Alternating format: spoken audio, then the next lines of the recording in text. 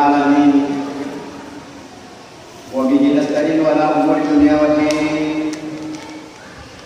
صلاة والسلام على سيد المرسلين سيدنا ومولانا محمد وعلى آله وصحبه أجمعين. قال الله تعالى في القرآن الكريم: أعوذ بالله من الشيطان الرجيم. بسم الله الرحمن الرحيم. ربنا آتنا في الدنيا حسنة وفي الآخرة حسنة وقنا عذاب النار. Sadaqallahu al-azim. Kaum muslimin dan muslimat sidang jamaah taklim yang sama-sama dimuliakan oleh Allah. Marilah kita kembali bersama-sama memanjatkan puji serta rasa syukur kita kepada Allah Subhanahu wa taala. Berkat rahmat dan hidayahnya dan segala alhamdulillah. Kita diberikan kesehatan, kesempatan kemudian panjang hadir bersama-sama pada malam yang ke-23 ini. Mudah-mudahan kita semua diberkahi oleh Allah Subhanahu wa taala. Selawat serta salam atas junjungan Nabi kita Nabi Muhammad sallallahu alaihi wasallam, Nabi sebagai rahmatan lil alamin. Adapun bagi kita pada malam yang berbahagia ini, sebagaimana ayat yang saya bacakan tadi, Rabbana atina fid dunya hasanah wa fil akhirati hasanah wa qina adzabannar. Semua orang tahu, termasuk anak. Ya Allah, berikanlah kebahagiaan dunia. Namun banyak orang tidak memahami apa makna kebahagiaan dunia. Apa isinya Rabbana atina, ya Allah berikanlah kebahagiaan dunia. Rasulullah menjelaskan arba'u minas sa'adat, kebahagiaannya dunia ada 4. Siapa yang tidak memiliki 4 itu tidak bisa dikatakan bahagia. Yang pertama al-mar'atul shalih, punya pasangan, punya suami saleh, punya istri salehah.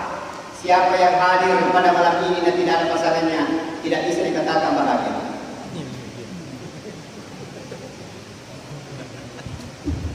Ustaz sudah kehilangan kebahagiaan. Ustaz janda kehilangan kebahagiaan.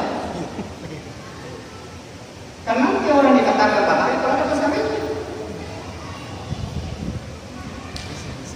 Oleh karena itu, langkah utama membentuk yang namanya kebahagiaan sebelum menerima lamaran atau kita melamar, kita harus salah istikharah dulu. Salah istikharah itu memohon petunjuk kepada Allah mana yang terbaik dari sekian banyak pilihan. Sebab tujuan daripada salah istikharah biar bagaimana cintanya seseorang kepada orang yang bersangkutan. Kalau Allah mengatakan tidak cocok itu, tidak mungkin jadi, pasti batal. Saya ambil contoh pribadi saya. Pada waktu saya dinikahkan oleh bapak saya katakan, Pak, ada yang suka. Ada yang suka, Pak.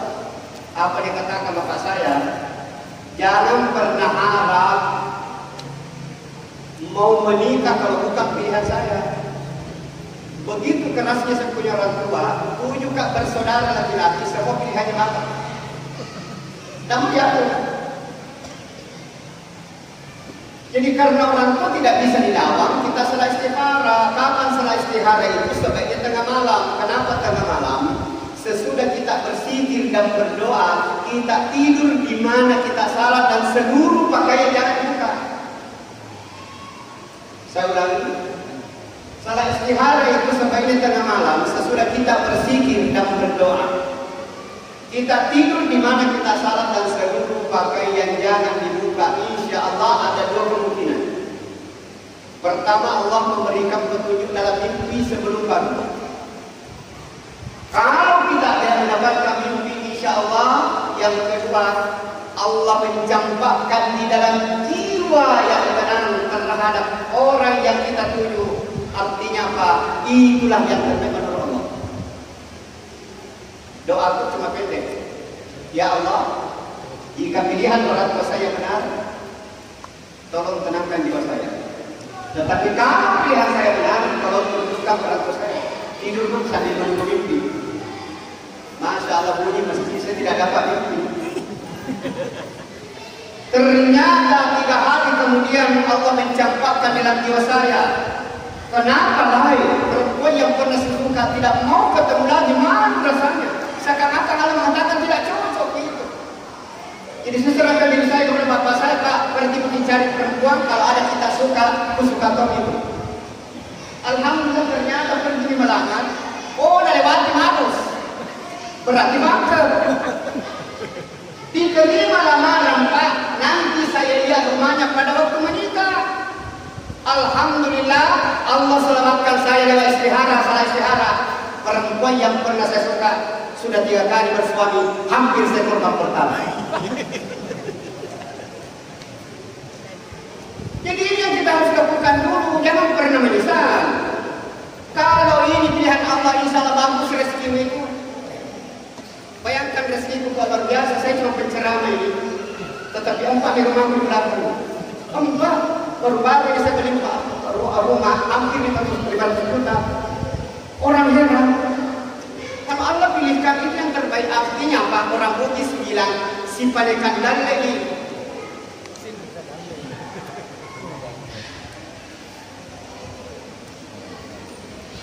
Untuk membantu yang namanya keluarga sakinah mawaddah warahmah, selanjutnya suami harus memenuhi tanggung jawabnya kepada istri, istri harus memenuhi tanggung jawabnya kepada suami. Kalau tanggung jawab ini dilakukan, aman rumah tanggamu. Tanggung jawabnya suami kepada istri ada 2, tanggung jawabnya istri kepada suami cuma 1 saja. Tanggung jawabnya suami kepada istri 1. Wa 'alal mauludi lahu rizquhunna. Seluruh kebutuhan istri siang malam lahir dan batin adalah tanggung jawab suami. Kenapa ada istri marah-marah di dalam? Kan tidak ada beras. Siapa bertanggung jawab suami? Bagaimana ada beras saja 9 belum dibangun? Kurang dikutuk. Tidak paham kata begini. Yang kedua, tolong ibu jangan dipaksakan. Waktu suatu hendak perhatikan pakaian istrimu. Itulah sebabnya istri ganti dengan kecantikan, ganti dengan pakaian. Sedikit-sedikit pakaian, sedikit-sedikit pakaian. Belum pilunan 1, ambil lagi 1. Memang begitu karena mengatakan perhatikan pakaiannya. Tidak ada yang mengatakan perhatikan pakaian suamimu. Coba lihat suami kalau begitu nanti. Itu kunci jasnya dalam 8 tahun dia lalu lepati. Nah, tidak ada yang menjelaskan yang penting kita pakai baju. Alhamdulillah kalau suami sudah tanggung jawabnya, wahai istri cuma 1 saja tanggung jawab apa itu. Lau kuntu amiran ahadan ayyas dari ahadin la amartul mar'ata tasila zawjiha. Seandainya boleh saya perintahkan kamu hormat dan sujud terhadap sesama manusia. Wahai istri, hormati suamimu, jangan lalu ke bali-bali. Ini kata kunci, jangan lalu ke bali-bali. Ada menteri istri baru satu bicara suami yang bisa di mulut. Ini sok apa namanya? Kita itu suami kalau dibalik-balik sakitnya tuh di sini. Sakitnya tuh di sini. Bahkan kita masuk di kamar menyesal. Apa yang kita sesal? Kita dibalik-balik. Hebat yang boleh dibalik, ya tuh pokok ditanya. La ilaha illallah. Makanya istri yang bali-bali ini ada 4 bilangan. 1. Wala tamlau halal sahawa ikalan ala zahri katami. Istri tidak boleh menolak atas perintah dan perintah suami sekalipun engkau berada di atas kendaraan. Mantap. 1. Yang kedua, wala tahruju min baitil istri tidak boleh selalu keluar meninggalkan rumah tanpa sepengetahuan suami. Kenapa? Banyak istri pasonde. Sedikit-sedikit kalau mau kemana? Kita ini suami sungguh kecewa pulang di rumah tidak istri. Begitu sampai di rumah tanya anak mana mama. Dari tadi kalau Pak ada kuliah kucing. Astagfirullahaladzim. Mati bapak terus. Kalau suami tidak ada rumah di telepon, tidak ada berusaha, jangan sama sekali tinggalkan rumah. Inilah aturan rumah tangga. Jagalah dirimu. Yang ketiga, wa alla tasuma yawman wahidan illa bismi. Istri tidak boleh puasa sunat seringkali kalau tidak diizinkan oleh suami. Siapa istri yang puasa sunat tidak diizinkan oleh suami, berarti itu tidak sah. Ustaz kasih maisi puasa apa? Begitu saya Ustaz terdengar serasa dia berumur, Allahu Akbar,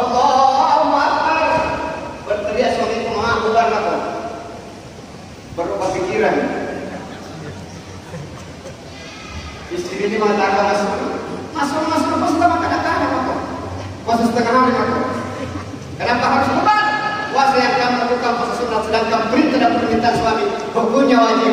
Tinggalkan yang sunat, laksanakan yang wajib. Setuju? Setuju. Alhamdulillah. Matang begini. Kemudian yang terakhir yang paling banyak dilanggar waladu yang memiliki istri. Istri tidak boleh mengambil milik suami tanpa sepengetahuan. Kenapa? Karena istri kalau tidur suami dan apa dia sedang pegang. Bukan. Ustaz, boleh seperti dengan apa? Sambil kumpul, tapi harus minta isi dulu. Jangan sampai banyak kantor mami. Ada istri protes, Ustaz, percuma saya minta isi, memang suamiku sekte. Ada yang pintu suami sekte, Ibu? Kalau ada suami sekte suka sembunyi wangi, Ibu boleh mengambil sekalipun tidak minta izin. Ibu tidak berdosa, tapi catatan. Jangan lalu kau habisi siang dompet. Simpan sebabnya. Sebab marah suami itu. Saya terus terang Pak, terus terang Ibu. Ada betul suami sekte, kalau ada wanita yang tahu disokong, yang tahu disebabnya. Wahai suami yang hadir malam ini, jangan ada dusta di antara kita. Uangnya suami, uangnya istri, bukan uangnya suami. Setuju? Masya Allah. Biar nenek setuju. Ini bagian pertama, mesti ada pasangan. Kemudian yang kedua isinya Rabbana atina al-maskan wasi, harus punya rumah. Siapa yang hadir di buku ini apalagi sudah berkeluarga dan tidak ada rumahnya, tidak bisa dikatakan bahagia. Mau kontrak terus. Atau sudah berkeluarga tinggal di rumah mertua tidak ada pekerjaan, neraka. Tinggal di rumah mertua tidak ada pekerjaan, tidur. Kesinggung ku sebentar mertuamu. Segi tidur ada minum. Neraka. Nanti rumahku adalah surgaku. Maka tidur rumah kutonji, saya tidak mau. Rumah kutonji, itu yang dimana surga. Kita bebas. Tapi kalau kita menyimpan di rumah tidak bebas, apalagi mengatur-ngatur mertua. Alhamdulillah bisa. Sampai-sampai ada cerita seperti ini, mudah-mudahan tidak benar. Ada seorang ibu, dia panggil istri suaminya, Pak di sini dulu. Sekarang saya terus terang. Apa itu? Sudah 20 tahun sana. Mana tanggung jawab, mana rumah? Capek pindah rumah. Coba lihat buku ini, coba lihat kaki ini. Sudah tercapai buku nanti di Islam hari selalu pindah rumah. Baru suami mengatakan baru sana. Mau yang selama ini saya kasih tidak pernah cukup karena kau tidak tahu menabung, kau boros. Semua lewat dipanggil, ronco dipanggil. Masuk dipanggil. Masuk di kamar kira tidur mata di keropok. Tidak mengerti mata. Tidak bisa kita di rumah. Tidak punya apa istri harus tahu ini. Jaga suami, jaga harga suami. Tidak bisa dia apa-apa. Inilah kebahagiaan yang kedua. Kemudian kebahagiaan kita, al-markabul hadid harus ada kendaraan.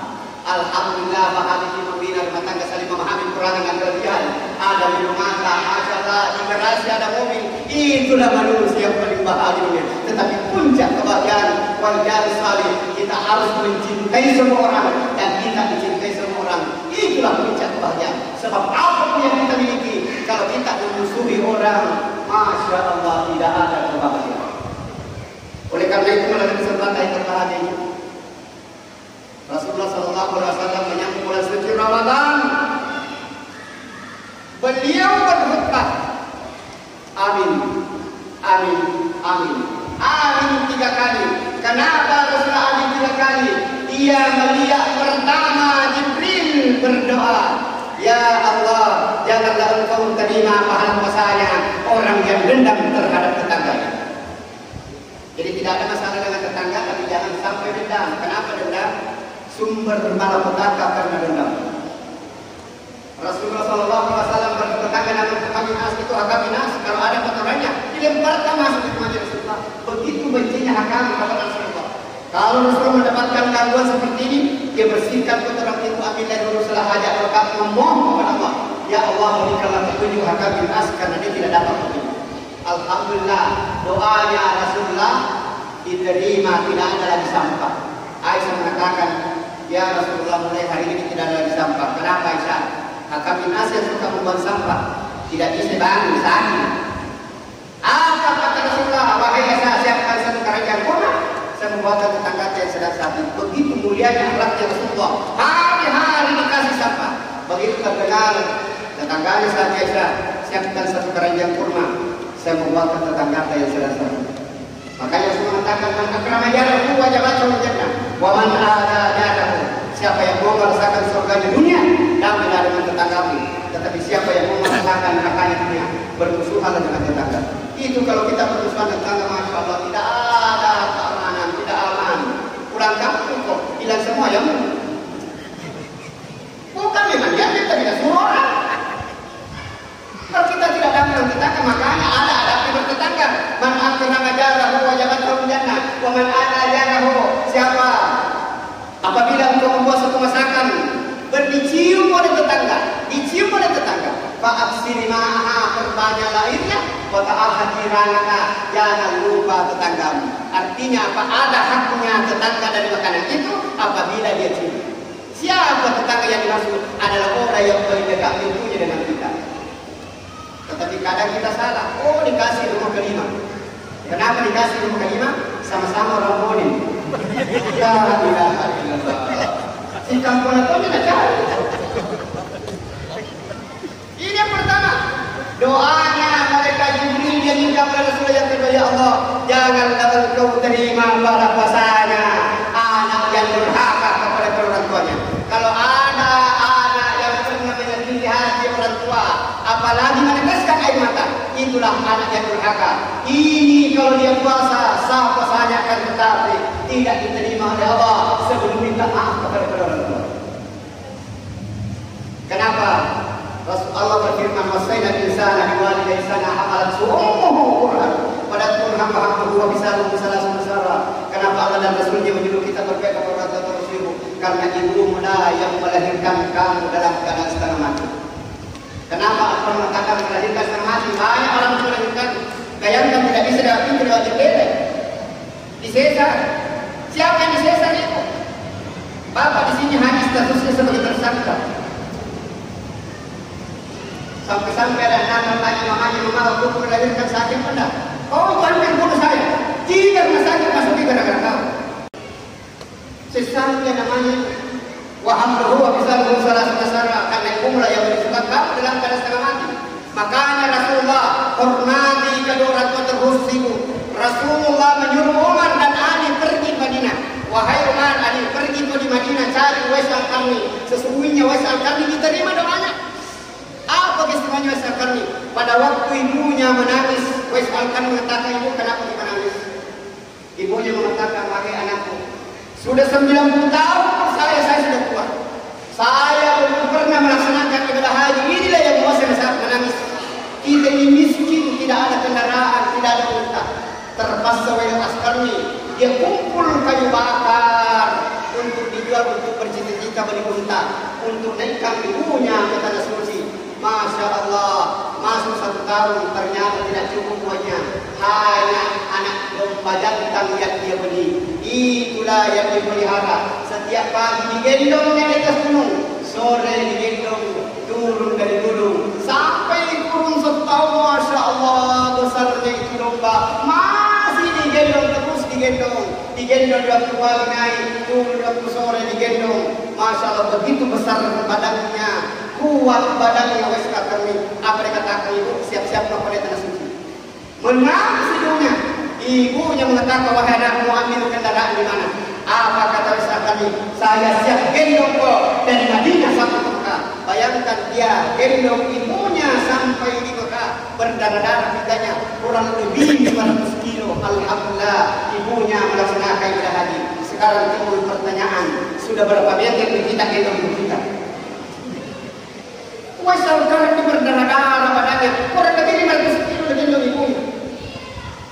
Makanya mengatakan ridallahu fi ridal walidain wa syukur fi syukri walidain. Ridha Allah sangat tergantung dari orang tua. Bencinya Allah sangat tergantung dan benci kepada orang tua.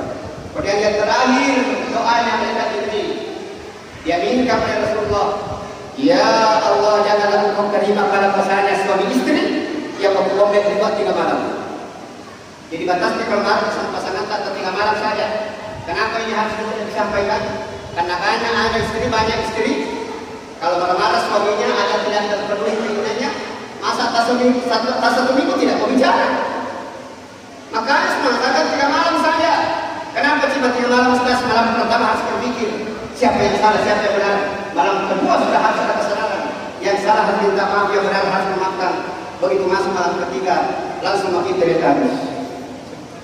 Pengantin banget orang. Makanya isinya Rabbana atina fid dunya hasanah.